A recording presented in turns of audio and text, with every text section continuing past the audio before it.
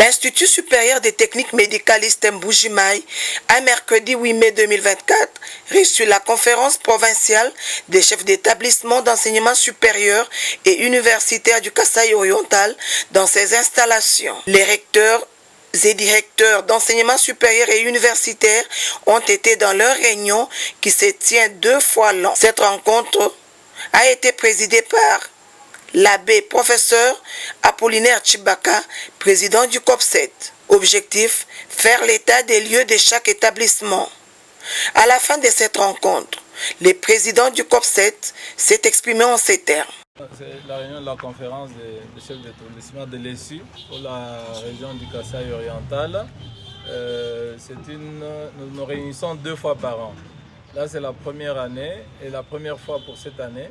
On aurait dû tenir cette réunion au mois de janvier, mais à cause de programmes sociopolitiques de certains membres, ça a été reporté un peu plus tard. Alors, on s'est réunis généralement, pour faire le point de l'état des lieux dans les différents établissements. Nous en avons à peu près 26 dans l'ensemble du Kasaï oriental. Alors, chaque chef d'établissement dit comment évolue son institution, quels sont les grands pas qui sont faits, quels sont les problèmes à résoudre. Et puis nous analysons aussi, pour ce qui nous concerne un peu dans l'ensemble, le fonctionnement de notre structure, la formation en général du personnel, mais aussi nos finances, parce que nous avons une caisse commune qui nous permet de prendre en charge nos activités. Après l'évaluation, qu'est-ce que vous avez comme idée sur le fonctionnement des institutions d'enseignement supérieur et universitaire? Bon, globalement, les institutions d'enseignement supérieur et universitaire du Kasaï oriental sont vitales et très importantes pour cette société qui, pendant des années, n'avait que 2 grandes institutions, l'ISP Mbujimayi et l'ICA Mukoma. Depuis, les institutions se sont multipliées avec des universités d'autres instituts. Il y a donc un besoin social qui est là et auquel répondent ces institutions. Mais toutes ces institutions ont un problème d'infrastructure. Il y en a, Dieu merci, dont les infrastructures sont en construction, comme le cas de l'UAM. Par rapport aux difficultés, c'est d'abord remercier le gouvernement pour ce qui est déjà fait, notamment à l'UAM. Nous savons que ce n'est pas facile, mais les encourager à continuer à le faire, parce que pratiquement la majorité n'évolue pas dans des infrastructures propres. Donc ce serait quand même mieux que nos responsables politiques se souviennent de cela. On peut donner le cas emblématique de l'ISP Kabeya Kamara, avec tout ce que cela signifie comme territoire qui a donné à ce pays de grands hommes politiques. Et qu'un tel territoire, l'unique institution d'enseignement supérieur universitaire qu'il a, évolue, soit sous-logé par une école primaire. Donc il faut sensibiliser l'État, notamment nos frères qui sont au pouvoir, pour qu'ils se souviennent qu'ils ont un chez eux.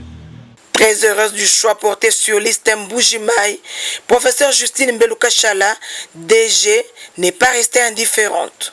C'était une joie pour l'ISTEM d'accueillir la conférence des chefs d'établissement de la province du Kasaï oriental.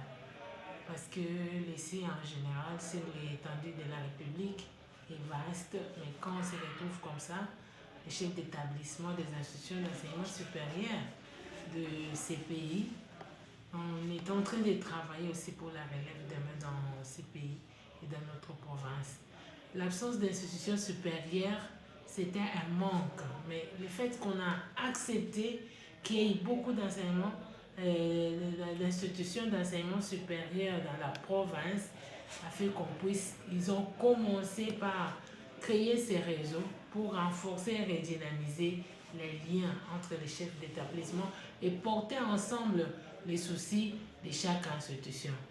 Alors moi, j'essaie. On a quand même aussi soulevé les grands problèmes posés par le système LMD. Aujourd'hui, nos enfants qui viennent des secondaires, ils commencent la licence. C'est qu'après la licence, ils passent par le 2e cycle qui est le master. Cela a des exigences qu'il ne peut être enseignant là-bas que celui qui a déjà un DA ou celui qui est sur les processus de devenir docteur. Alors, on aura sûrement le problème l'année prochaine des enseignants qui vont donner les cours dans nos organisations, étant donné que nous avons des spécificités techniques et pratiques. Ce qui fait qu'on a montré combien aussi l'ouverture du 3e cycle à l'ISTEM a été salutaire. Bientôt, nous aurons 60 à 65 personnels scientifiques qui vont défendre leur master complémentaire et commencer les doctorats. Nous avons déjà eu les docteurs en santé publique qui ont terminé cette année grâce à l'université officielle de Mbuji-Mayi et Kisangani.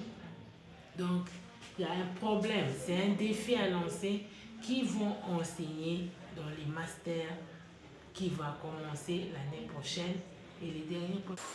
Le Kasaï oriental compte environ 26 établissements d'enseignement supérieur et universitaire.